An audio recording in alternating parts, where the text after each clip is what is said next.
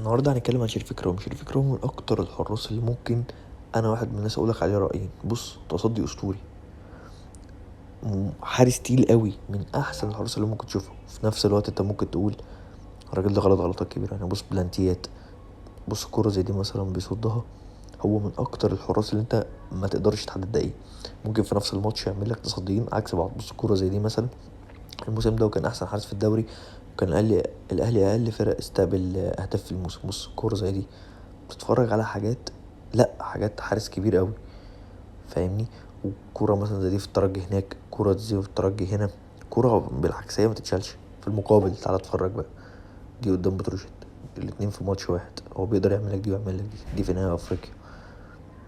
فانت بتتفرج على كل حاجة وعكسها. وفي نفس الوقت ان كان مقلق لجمهور الاهلي، انت مش عارف هو هينزل لك بأنهي فورمه النهارده. يعني بص كورة زي دي انت بتعمل ايه فيها؟ كورة زي دي انت ايه اللي موقفك هنا، وايه الدخلة اللي انت داخلها دي؟ جون مثلا زي ده قدام طلائع الجيش، في حد بيوقف الكورة بالطريقة دي؟